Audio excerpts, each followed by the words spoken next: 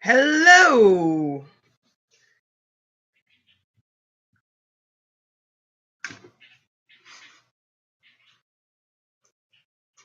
Why, hello there. I am fantasy author Diana Gunn, and today I am here to.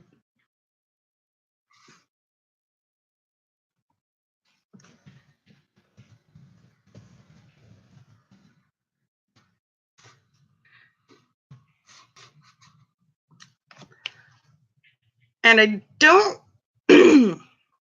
Apologies for this slow start. I'm a little confused by this camera being so blurry. I have used this camera before, and I don't know what is up with it. Maybe it's because the lighting in the room is slightly different this time. So I'm probably going to end up re-recording the answers to these questions, but I just wanted to get this out here today because my book, Moonshadow's Guardian, is out now. It is available everywhere ebooks are sold, and the paperback versions are also available in a few places. I finally got that set up through Ingram Spark, and I got that done like yesterday. So that's a big load off my back. I do have some questions that have already been asked that I'm going to start with. If you have questions, please do just share them in the box and I will get to them if I have time. I've only got enough time to do 10, maybe 15 minutes today because I am still kind of behind on my NaNoWriMo novel. But I will get to whatever questions I don't get to today in another Q&A video that I'll probably release in a couple of weeks just to get some excitement going for the holidays, because what is better for the holiday season than curling up with a good book when it's cold and shitty outside? All right, so my first question is actually from one of you guys, one of my YouTube subscribers who just joined. And this question is, where did the idea for Moonshadow's Guardian come from? And this is what I'm going to have to answer with a bad truth. But to be honest, I've been working for this book. I've been working on this book for so long that I don't actually remember where the original idea for the story came from. I also wrote it when I was sort of in a mad fury of writing during the NaNoWriMo when I wrote 300,000 words. So I just sort of followed where the words led me. The one thing I will say is that originally Rihanna, the main character of Moonshadow's Guardian character for the first half of the book, and then she became the main character in the second half of the book. And then I realized that her story was really the interesting one, and I scrapped the first half and the character that was in it altogether.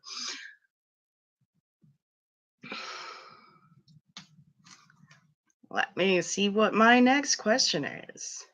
Oh, and the other thing that I should say about the idea for Moonshadow's Guardian is that the idea for the Kingdom of Moonshadow itself came to me from a role-playing game that my parents had created together. We used to play together, and I do have my mother's blessing to use the name Moonshadow.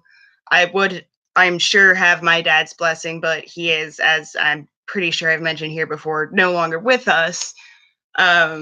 So my parents did a lot of role playing. They were very fantasy focused people, and so Moonshadow and a couple of the other core ideas in this particular book actually did sort of spring out of those role playing games, but the characters in the story itself are completely my own.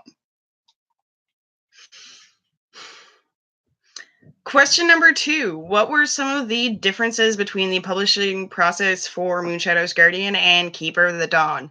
Keeper of the Dawn is my first book, for those of you who don't know, and this is actually a really good time to announce that the publisher for Keeper of the Dawn, the Book Smugglers Publishing, will be closing at the end of this year. So if you want to pick up a copy of Keeper of the Dawn, you have to do it before December 31st, because then the book will be going out of print for a while, and I'm not sure when I'll be able to get it back up. I'm really thinking about different paths for that book. And that is one of the big differences is, yes, there are definitely advantages to traditional publishing, even a small press, and I got a lot of benefits from the book smugglers that I wouldn't have gotten for my first book if I had self-published. And I was able to reach some people through them that are going to be fans who are people who I have been able to work with on the release of this book and who I will be able to work with again in the future. So I am really grateful that I had that experience, and they did have a lot of connections that really helped me out. And Keeper of the Dawn did pretty well with them. But of course, because I didn't have control of the book, now it's going out of print, and there's really nothing I can do to stop that. I will be getting the rights back to Keeper of the Dawn, and I will eventually be able to republish it again. But I'm really seriously considering all of my options. I'm thinking about submitting to another small press, but to be honest, I don't know. I've really enjoyed the process of self-publishing, although there are a few things that are really annoying, like trying to set up the print copy on Ingram Spark, as I said, was only finished yesterday, and that was an enormous amount of just finicky back and forth work and reaching out to their customer service to deal with these tiny, tiny little problems. And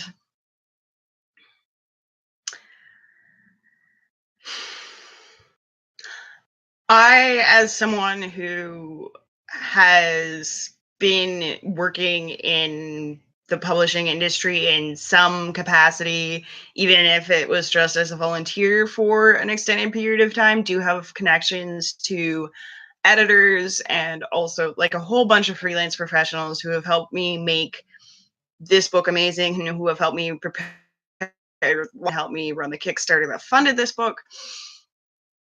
Um,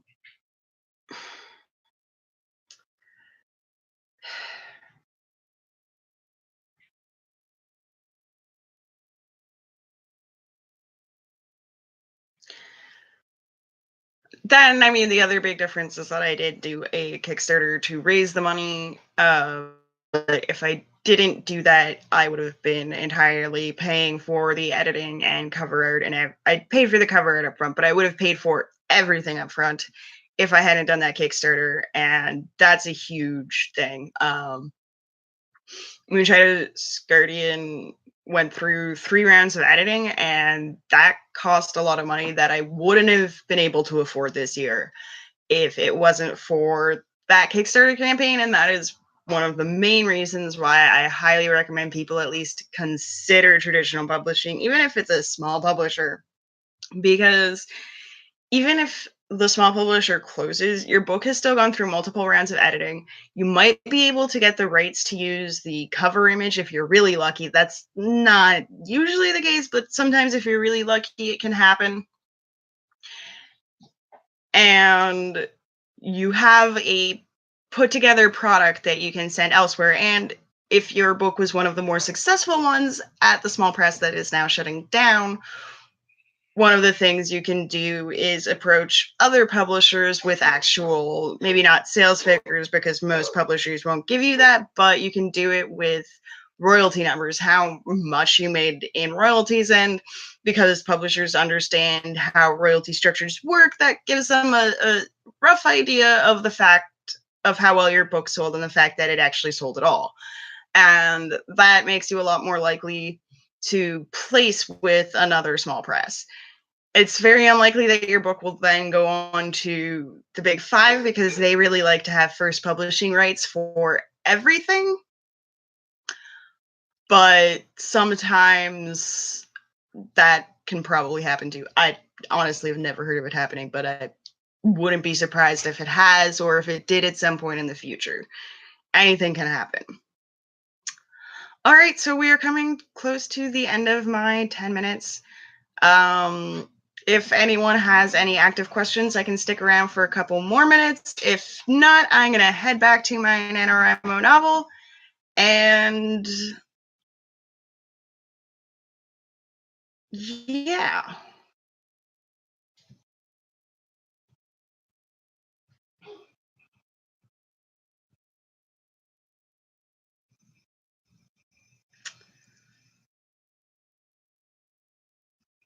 All right, no more questions. That's totally understandable. This was thrown together rather last minute. I did actually receive even more questions very, very recently that I didn't have time to create answers to. So I'll probably post an extended Q&A video sometime in the next couple of weeks. Thank you so much for watching. I am fantasy author Diana Gunn, and if you enjoyed this video, please do go check out Moonshadow's Guardian. It is available everywhere ebooks are sold and some places where print books are sold right now.